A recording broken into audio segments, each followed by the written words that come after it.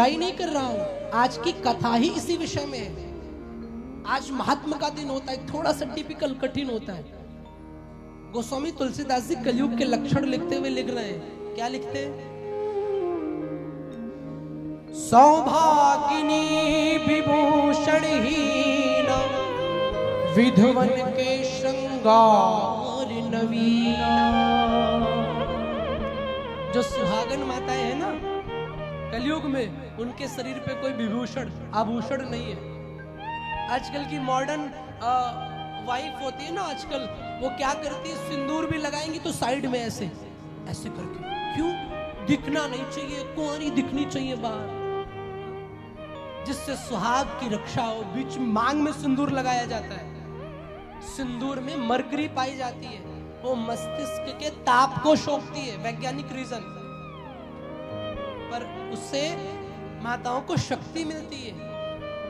पर वो सिंदूर थोड़ा फैशन होना चाहिए, ऐसे साइड में लगा लेंगे, और नन्ही नन्ही बच्चियां इतना फैशन करके निकलेंगी। मुझे आप मेरे शब्दों को बुरा मत मानना, मैं थोड़ा कड़वा बाबा हूं, पर जो भी कहूंगा आपके लिए हितोपदेशक बात होगी। सौभागिनी विभूषणहीना विधवन के श्रृंगार नवीना। माताओं को घर पे कैसा रहना चाहिए? श्रृंगार करके रहना चाहिए।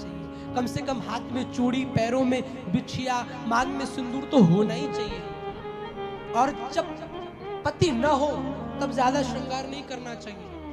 पर आजकल तो महाराज जब रोड पे चलेगी शॉपिंग करने, सबसे ज्यादा लिपस्टिक तभी लगी होगी, खूब चटक मटक। और वो शॉपिंग वाला भी बोलेगा, भाभी जी कौन सी साड़ी दिखा दूं, ये कौन से देवर आ गए, आज तक समझ में नहीं आया।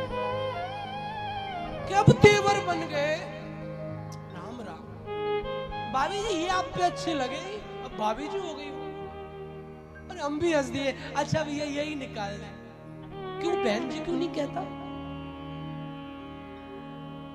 आपने छूट दी तब दूसरे ने आपकी छूट का इस्तेमाल किया। आपका श्रृंगार हो आपके पति के लिए, आप श्रृंगार करो तो मांग ऐसी भरी हो जो दूर से दिखे आप सुहागन है। ऐसा साइड वाला फॉर्मूला छोड़ो, तब आप भरती है। यही तो देखा गोस्वामी जी, यही तो लिखते हैं। सीता जी जिस समय गई ना वनवास में, तो अनुसुईया जी से मिली, तो सबसे पहले अनुसुईया ने क्या किया? दिव्य वसन भूषण पहिराए, सबसे पहले आभूषण पहनाए, बाद में कुछ और किया। नारद जी जा रहे हैं, नारद जी ने कलयुग के दोष देखते जा रहे हैं। आगे गए तो क्या देखा कि तरुणी प्रभुतागे शाल को बुद्धिदायक कन्या विक्रियणो लोभा दंपति नाम शकल। नारद जी ने देखा घर घर में स्त्रियों का राज्य है। माताओं थोड़ा क्षमा करना, आपको मेरी बात लग सकती है बुरी, महाराज जी ये कैसी अटपटी बात कर रहे हैं, पर तरुणी प्रभुता लिखा है, युवान स्त्रियों का राज्य, ऐसा बूढ़ी माताओं का नहीं। माँ बाप बूढ़े हो जाते, बच्चे इग्नोर कर देते, अब तो बाहर चारपाई डालो तुम।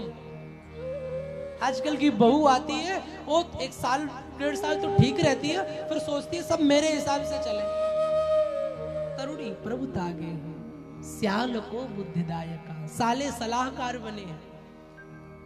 कन्या विक्रियणो लोभा, दहेज के नाम पे ऐसे ऐसे व्यक्ति हो गए, थोड़ा सा बेटा पढ़ा मिल जाए मैं तो 10 लाख लूंगा। क्यों? मेरा बेटा पढ़ा इंजीनियर है। मैं हमेशा एक बात कहता हूं कि समाज में मंदिर के बाहर बैठा हुआ व्यक्ति भिखारी नहीं है, कटोरा लेने वाला व्यक्ति भिखारी नहीं है। समाज के असली भिखारी वो है जो बेटा बेटी के नाम पर दहेज लेते हैं, इनसे बड़ा भिखारी कोई नहीं।